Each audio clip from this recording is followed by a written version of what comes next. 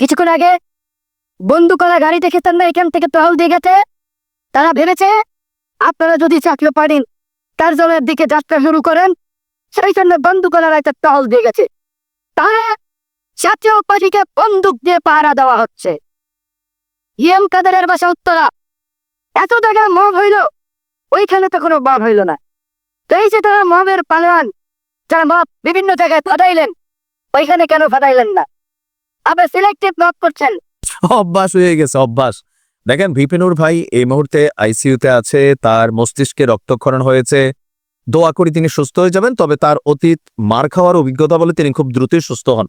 আমার বিষয় হচ্ছে কোন জায়গায় এই যে বক্তব্যগুলো ভিপিনুর আজকে দিচ্ছেন তা না, আওয়ামী লীগ ক্ষমতায় থাকতেও তিনি কিন্তু এইভাবেই শেখ হাসিনা সহ পুলিশকে বিভিন্ন সময় বক্তব্য দিতেন।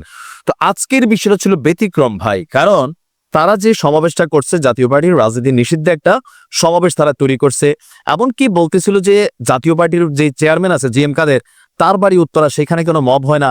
আবার ধরেন এই যে পুলিশ আর্মি পাহারা দিচ্ছে, টহল দিচ্ছে, বন্দুকওয়ালা বইলা এই ধরনের ভাষা প্রয়োগ করলে, আমি যদি সেনাবাহিনীতে চাকরি করতাম আমার গায়ে লাগতো, আমি যদি পুলিশে চাকরি করতাম আমার গায়ে লাগতো।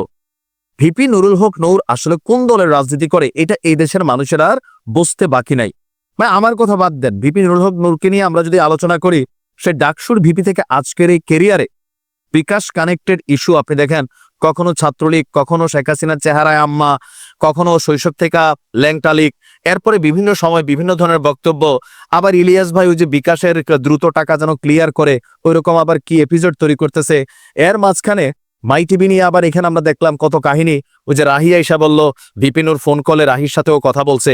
তো এগুলো দেখার পরে ভিপিনুর সম্পর্কে মানুষের আস্থার জায়গাটা কিন্তু জিরো হয়ে গেছে। ভিপিনুরের একটু বোঝা উচিত যে গণ অধিকার পরিষদে আপনি দেখছেন যে আজকে এক এলাকার ভিতরে 100-র উপর নেতাকর্মী পদত্যাগ করছে।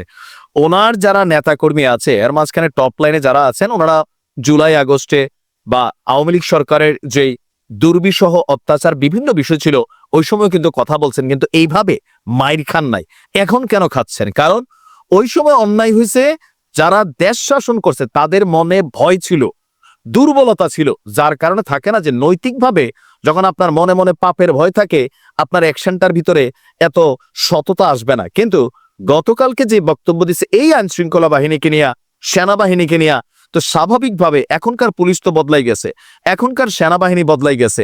তো আপনি আইসা প্রকাশ্যে এই ধরনের কথাবার্তা বলবেন, আপনার নেতাকর্মীরা সেখানে হামলা করতে যাবে, তারা পাল্টা হামলা করবে, রাজপথে রক্তাক্ত হবেন, তারপরে মানুষ বলবে এই দেশে কিসের প্রশাসন আছে, ডক্টর ইউনূস সরকার আইন শৃঙ্খলা ব্যালেন্স করতে পারতেছে না। তো সরকারের তো ভাই বিপদ।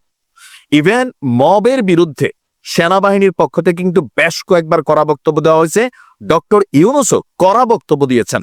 তো সেই বক্তব্যকে পালন করা, ধারণ করা, জানমালের নিরাপত্তা দেওয়া, মানে অপ্রীতিকর কোনো পরিস্থিতি তৈরি না হওয়া, এটা তো ভাই রাষ্ট্রের আইন। তো সেই ক্ষেত্রে আইন শৃঙ্খলা বাহিনী তাদের আইন ফলাইতে গেছে। তো ফলাইতে গিয়ে যদি এইবারই এখন জিএম কাদের গ্রুপ খাইতো, জিএম কাদের আহত হইতো, হয়তো এতটা হইতো না। এক ধরনের মানে বক্তব্য আমরা দেখতাম, যেহেতু ভিপি নুরুল হক নূর তিনি বিভিন্ন কারণে আলোচিত, সমালোচিত, অথবা আওয়ামী লীগ সরকারের দুঃশাসনের বিরুদ্ধে কঠিন বজ্রকণ্ঠে আওয়াজ তুলছেন, এটা আমাদের অস্বীকার করার সুযোগ নাই। কিন্তু ওই যে পুরানো অভ্যাস ভাই, এখনো মন চাইলেও বলতেছেন এমনি সামনে। তো স্বাভাবিকভাবে তারাও তো মানুষ, যাদের গায়ে বর্দি আছে বা কি বলা যে পোশাক আছে, আপনি যাচ্ছে তাই মুখে লাগামহীন বলতেছেন তো বলবেন যা খুশি, এটা আসলে হয় না। বাক স্বাধীনতারও একটা লিমিটেশন থাকা উচিত। আর এই ধরনের বাক স্বাধীনতা প্রয়োগ করলে ভাই পরিস্থিতি খারাপ হবে, সরকারকে এই ধরনের হার্ড লেনে যেতে বাধ্য হবে, তখন পরিস্থিতি আপনি কন্ট্রোল রাখতে পারবেন না। আশা করি ভবিষ্যতে প্রশাসন নিয়ে অন্তত ডক্টর ইউনূস সরকার থাকাকালীন আপনারা হিসাব নিকাশ করা বক্তব্য দিবেন, নয়তো পরিস্থিতি এরকম তৈরি হবে, মব তৈরির চেষ্টা করবেন না। ভালো থাকুন।